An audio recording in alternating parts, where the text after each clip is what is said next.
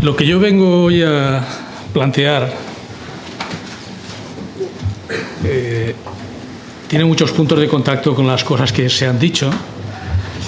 y tiene muchos puntos de contacto también con el planteamiento de la situación del sistema de financiación de las comunidades autónomas que estaba presente en el diagnóstico que en su día hizo la comisión de expertos nombrado por las Cortes Valencianas y que tenía ya entonces una voluntad de referirse a soluciones para el conjunto del sistema y no solamente para la Comunidad Valenciana. Desde ese punto de vista, yo creo que tenemos una ocasión magnífica para poner en contacto y dialogar y debatir sobre propuestas en las que se va buscando consenso a partir de las cosas que se han dicho ya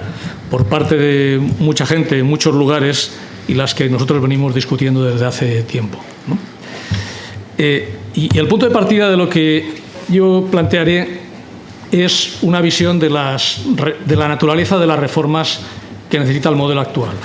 Porque a los problemas tradicionales del sistema de financiación, de los que hemos hablado durante décadas, suficiencia, equidad, autonomía, ahora se han añadido otros, aparecen perfiles nuevos que me parece que es muy importante tener presente en una visión de conjunto amplia e integrada de por dónde tendrían que ir las reformas.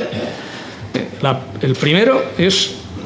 la enorme gravedad de los problemas de estabilidad presupuestaria de las administraciones públicas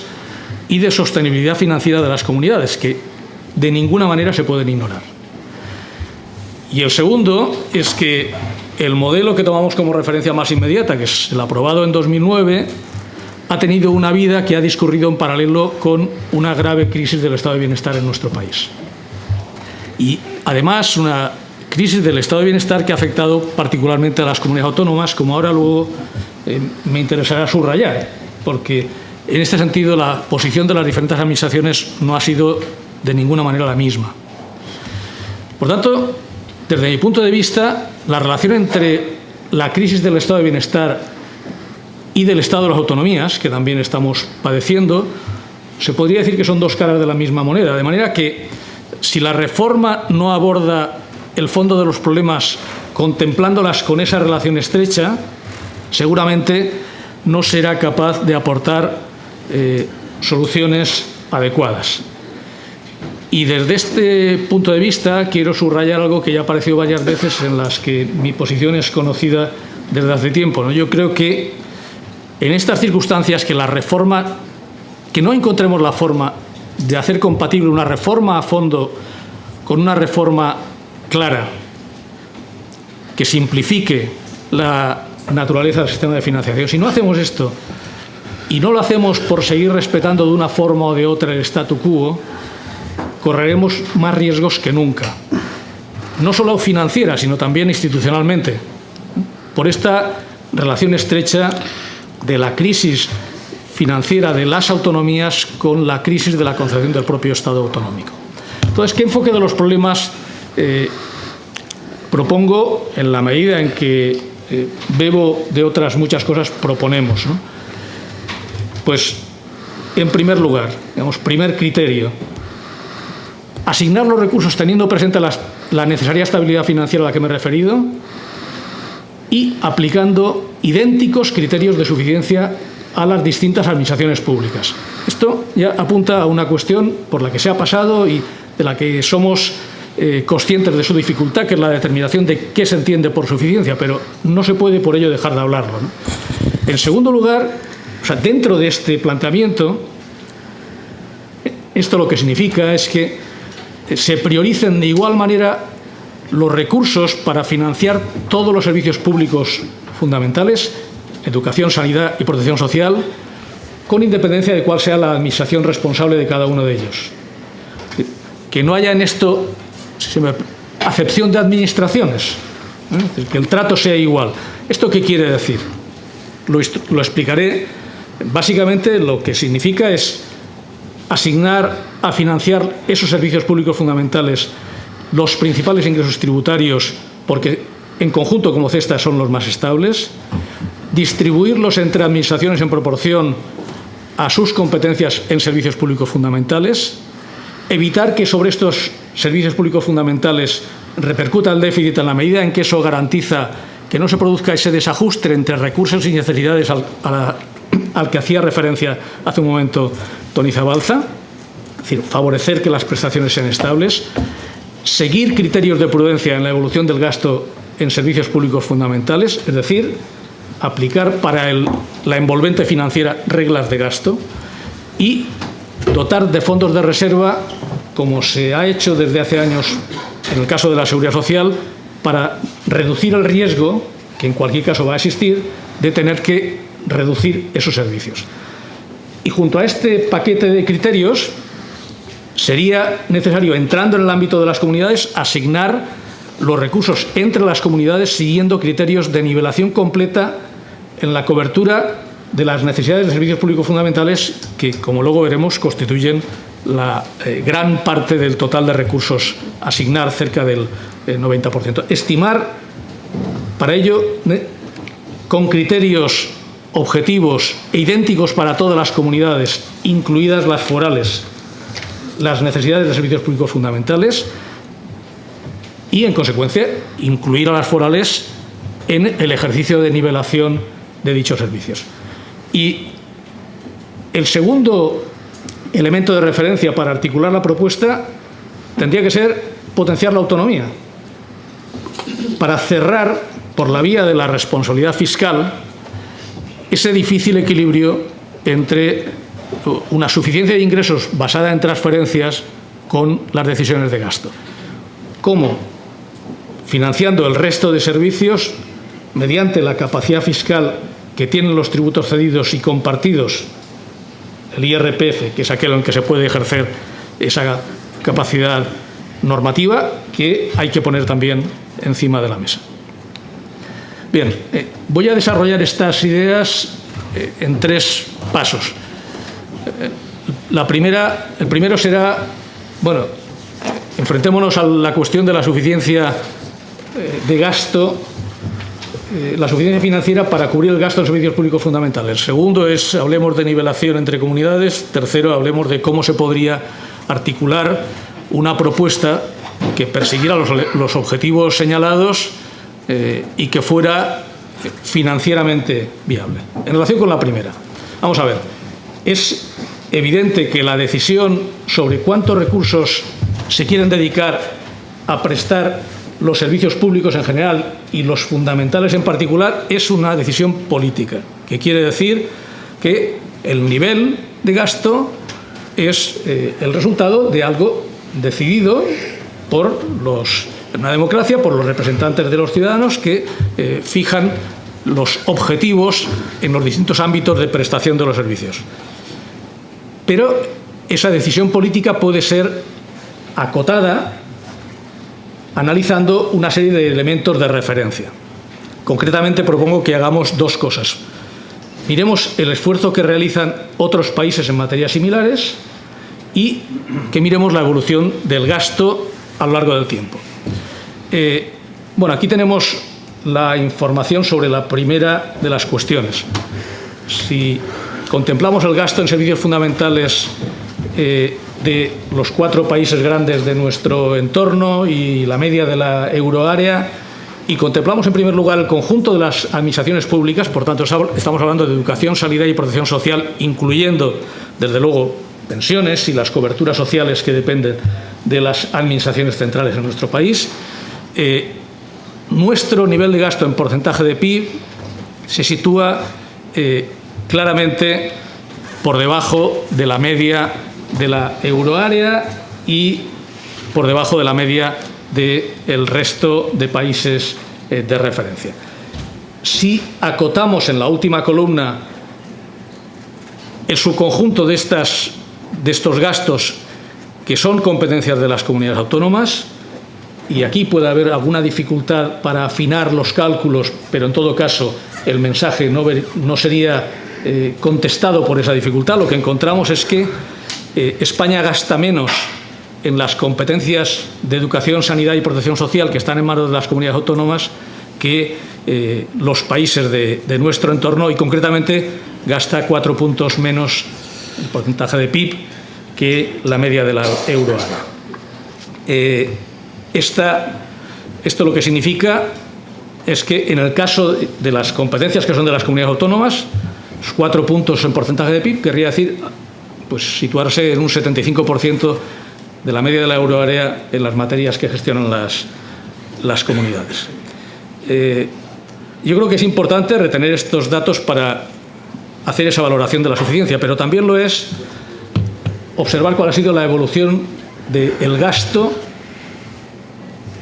en servicios públicos fundamentales del conjunto de las administraciones públicas y de las comunidades autónomas en nuestro país. Empecemos por contemplar la evolución del gasto del conjunto de las administraciones públicas. Por tanto, aquí está la Seguridad Social, la Administración Central y las corporaciones locales. Bien, lo que observamos es un fuerte crecimiento del gasto corriente hasta el año 2009 y un estancamiento y ligero descenso posterior. Si miramos el gasto real, el perfil es el mismo, pero obviamente por debajo. Pero en todo caso, hubo crecimientos acumulados desde 2003 a 2009 hasta el 40%. Y después una básica estabilización en ese nivel, y el gasto, si tomamos como referencia los habitantes, porque hay un periodo en el que la población en España crece 4,5 millones de habitantes, este es el perfil seguido. Si lo ponemos en relación con la capacidad de financiar estos gastos, que en última instancia es la renta, es el PIB, en la escala de la derecha, en la línea de puntos de color rojo, observamos que hubo una primera fase en la que el esfuerzo era bastante estable, un fortísimo crecimiento que tiene que ver con que el crecimiento de los gastos no se detiene cuando la economía se desacelera o entra en crisis, y el denominador, la base fiscal que representa el PIB, ha caído, y después un mantenimiento o ligero crecimiento del esfuerzo en la meseta superior durante los años más recientes, que en parte son de crisis, prácticamente hasta el último año, que ya era de recuperación. Bien, recuerden los perfiles de estas líneas para compararlos ahora con lo que ha pasado en el ámbito de las comunidades autónomas, porque no son los mismos. Lo que ha pasado en el ámbito de las comunidades se parece mucho al gráfico anterior hasta 2009, pero no se parece en nada a partir de 2009. Por tanto, en el ámbito de las comunidades autónomas, educación, sanidad y la parte de protección social que les corresponde, ha habido caídas del gasto corriente, del gasto real y del gasto real por habitante, que seguramente es la referencia más útil, en el caso del gasto real por habitante, de alrededor del 20%, que además se trasladan de manera muy similar a educación, sanidad y protección social. Es decir, ha habido reducción del nivel de gasto real, si tomáramos los habitantes como una primera aproximación a la unidad de necesidad, pues reducciones del 20%. Bien, ¿qué relación tiene esta cuestión con de la suficiencia? Cabe pensar, a la vista de la evolución de estas líneas, que las comunidades no han tenido que enfrentarse a problemas de insuficiencia de recursos. Personalmente creo que sí, y por esa razón se han producido estos retrocesos en los gastos. Pero, bueno, seguramente, antes de pasar de transparencia, convendría mirar qué ha pasado entre el momento inicial y el final en el gasto real per cápita. Si en el momento inicial era igual a 100 y ahora estamos en torno a 114, quiere decir que, comparado con el momento en el que se completa el proceso de transparencias y arrancan las series homogéneas que podemos utilizar para estas comparaciones, lo que tenemos es un 14% de incremento en un periodo de 11 años. Una tasa de crecimiento real de los servicios de algo más del 1%. Bien, una forma de resumirlo la diferencia entre lo que ha sucedido en el ámbito de los servicios públicos fundamentales en el terreno de la seguridad social, fundamentalmente, administraciones centrales, y en el terreno de las comunidades autónomas, es este gráfico de cómo ha ido cambiando el peso del gasto en SPFs de las diferentes administraciones. Al principio, las comunidades ganaron peso, pasaron del 40 al 42, y después han perdido 5 puntos porcentuales. En el caso de las administraciones centrales, fundamentalmente porque las pensiones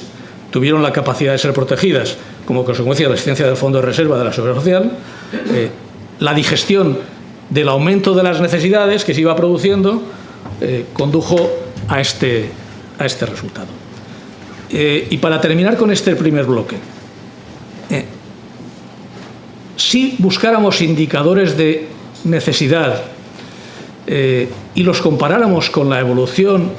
del gasto y con la evolución de los recursos, obtendríamos una imagen como esta. La línea de arriba es el gasto corriente de las comunidades en servicios públicos fundamentales per cápita. La línea roja es la línea que se deriva del indicador que Toni Zabalza ha construido recientemente en un trabajo sobre la evolución de las necesidades de gasto, pero que parte ya del año 2007 y, por tanto, ya incorpora el fuerte crecimiento de gasto de los años anteriores y muestra un perfil algo más suave que el de el gasto efectivo. La línea azul marcaría un indicador, digamos, muy contenido de necesidades de gasto derivado de un trabajo mío con Vicent Cucarella, en el que se recoge fundamentalmente la evolución de la población y su composición y la evolución del deflactor del PIB. Entonces, cuando uno mira el final de la historia, encuentra esa diferencia entre el nivel de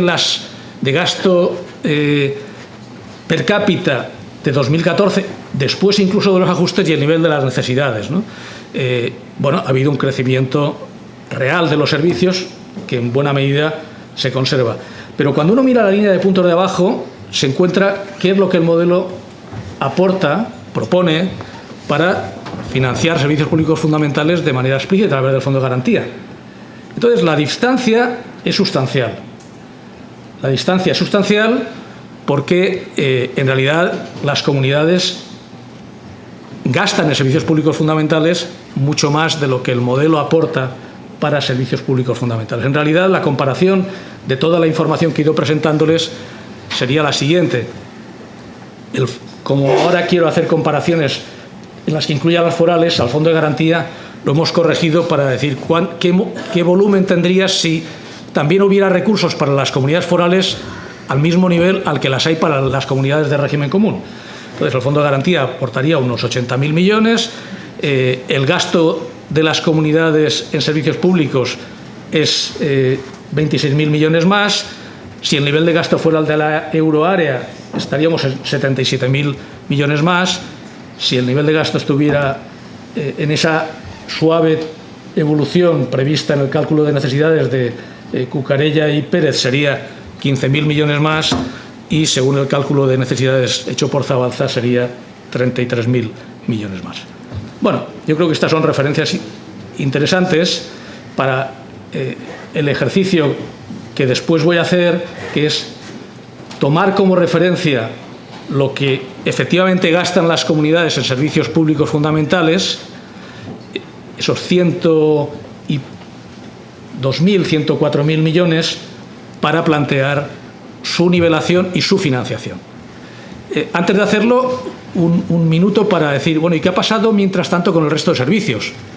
El resto de servicios, lo que ha pasado es que crecieron también en gasto y después han vuelto al nivel de partida porque parte de los recursos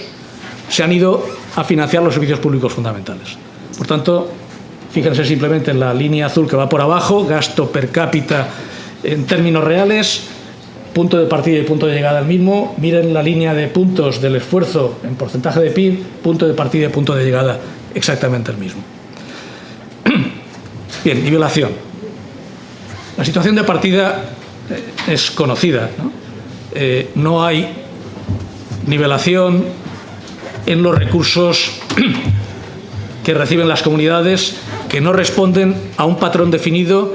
ni de capacidad fiscal, es decir, En el caso de que hubiera más recursos para las comunidades con mayor nivel de renta, las encontraríamos dispuestas en una línea que tendría una tendencia positiva, ni de solidaridad, porque encontramos, por ejemplo, en la vertical de la Comunidad Valenciana, comunidades con el mismo nivel de renta per cápita y muy distintos niveles de recursos por habitante. Y lo mismo se podría repetir comparando Madrid con el País Vasco y Navarra, o Andalucía con Extremadura. De manera que esta es la tónica. El modelo de financiación, desde nuestro punto de vista, debería distribuir los recursos para prestar los servicios públicos fundamentales en proporción a las necesidades. Y hay un territorio de debate sobre cómo calcular las necesidades. Desde nuestro punto de vista, el cálculo de necesidades que hace el Fondo de Garantía actual se basa básicamente en elementos que tienen que ver con la población, pero también en otros elementos que, aunque pesan poco, producen importantes diferencias de recursos por habitantes. Y los criterios a seguir deben ser objetivos y los mismos para todos. Y lo que también es muy importante decir es que el modelo actual, en realidad, no distribuye en proporción a las necesidades, porque lo que pasa con el Fondo de Garantía después queda desdibujado por el Fondo de Suficiencia y por el resto de los fondos. De manera que el resultado final es que hay un gran abanico de recursos que no se corresponde con las necesidades, y además el segundo problema del actual modelo es que el Fondo de Garantía, como ya he insistido, no cubre las necesidades de servicios públicos fundamentales en una cuantía sustancial, que las comunidades tienen que sacar de otros lugares. Este es el abanico de las diferencias en recursos per cápita de las comunidades, que se derivaría de la realidad del modelo actual, la línea de puntos, el criterio del modelo actual, si efectivamente se aplicara y no viniera el Fondo de Suficiencia y otros fondos a marearlo todo, la línea verde clara, del criterio muy parecido, pero que suaviza algo las diferencias de la fuente si se corrigieran algunos de los componentes del modelo, y el criterio mucho más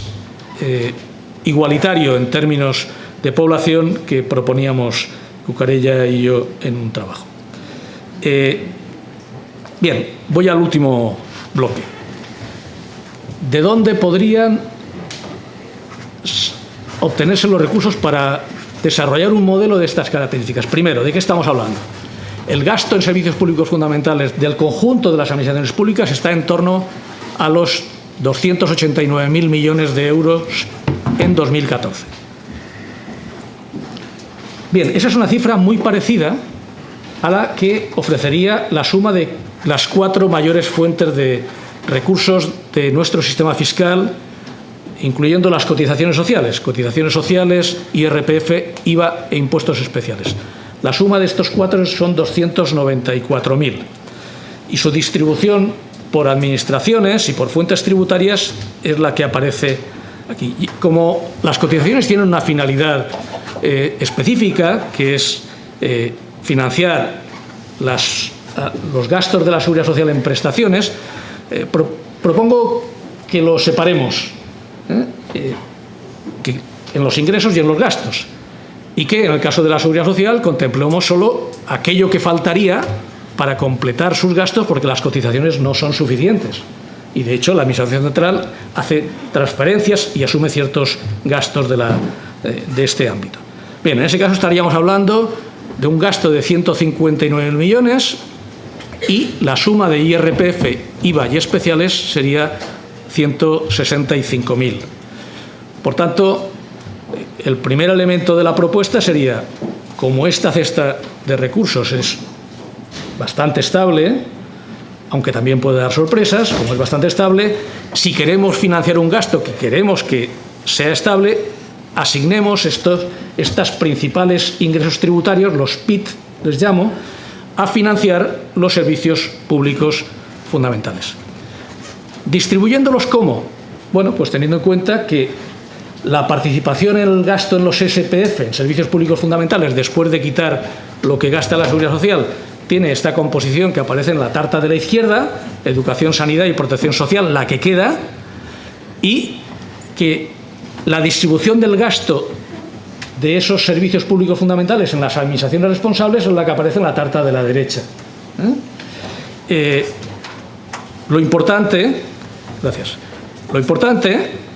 sería que la distribución de esos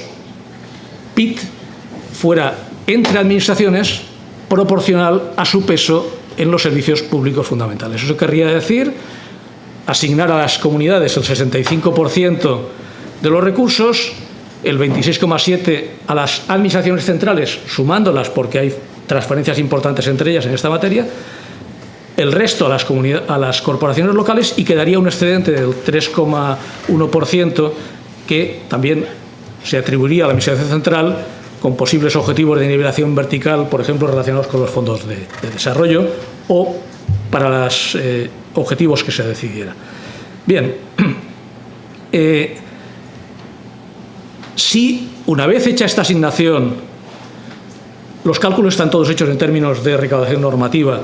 miramos cuál es la capacidad de generar recursos de las comunidades y sus necesidades, incluyendo las forales, aparecerían unos saldos en el que las comunidades con más capacidad fiscal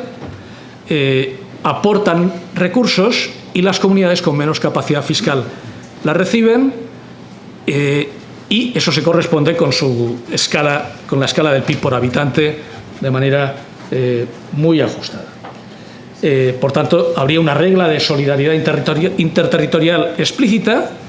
que implicaría, evidentemente, pueden hacer ustedes el cálculo mirando las columnas 1 y 2, en el caso de las comunidades forales, que las comunidades forales tuvieran que aportar a través de un cupo calculado de forma diferente, como se hace actualmente, a este fondo de solidaridad interterritorial, por considerarlo, perdón, a este mecanismo de solidaridad interterritorial, por considerarlo una carga general del Estado, si se quiere utilizar la terminología del actual cupo. Bien, el resto de recursos sería asignado en función de las fuentes tributarias que actualmente tienen asignadas las distintas administraciones, y el resultado es que, como tenemos un déficit en el año 2014 del 5,9% del PIB, en todos los niveles de las administraciones aparecería déficit, pero no aparecería el déficit que aparece actualmente. Aparecería menos déficit en la administración central del que ahora se atribuye, y más déficit en las comunidades autónomas del que ahora se les otorga. Los resultados generales de la propuesta se obtienen de comparar los recursos que ofrece el actual modelo con el que se presenta, y ofrece más financiación a las comunidades autónomas porque parte de considerar cuál es el gasto en servicios públicos fundamentales que efectivamente realizan las comunidades. Atención, no estamos hablando de un mayor gasto del conjunto de las administraciones y un mayor volumen de recursos. Estamos hablando de distribuir de distinta manera las capacidades financieras existentes. Esto da como resultado que algunas comunidades se encontrarían con unos recursos que estarían por debajo de los que ahora perciben, pero las cuantías en las que eso se plantea pues serían, desde mi punto de vista, asumibles mediante cláusulas transitorias, por ejemplo, la que proponía el profesor Zabalza hace un momento. Conclusiones. Bien, la primera ha de ser el punto de partida, ¿no? Que la situación actual es insostenible porque cuestiona la viabilidad financiera del estado de bienestar y del estado de las autonomías, y por tanto que hay que abordar el fondo de los problemas. Y por esa razón la reforma ha de ser integral y ha de tener en cuenta el objetivo de estabilidad y sostenibilidad financiera, también objetivos de nivelación y también el de proteger los servicios públicos fundamentales de todas las administraciones públicas a través de un mecanismo que asigne los recursos de manera más solidaria que la actual y que vaya acompañado de instrumentos adecuados de prudencia financiera, y eso es viable desde nuestro punto de vista, o desde mi punto de vista, es viable porque no se puede hablar de costes de la propuesta sin ponerla en relación con los resultados, con los objetivos y con cuáles serían los posibles costes de no alcanzar objetivos como los que hemos mencionado, ¿no? Como asegurar la suficiencia y la nivelación de los recursos para servicios públicos fundamentales de todas las administraciones públicas con criterios similares, mejorar la estabilidad de los recursos para la educación, la sanidad y los servicios sociales, y reforzar el espacio de autonomía fiscal de las comunidades. Nada más, muchas gracias.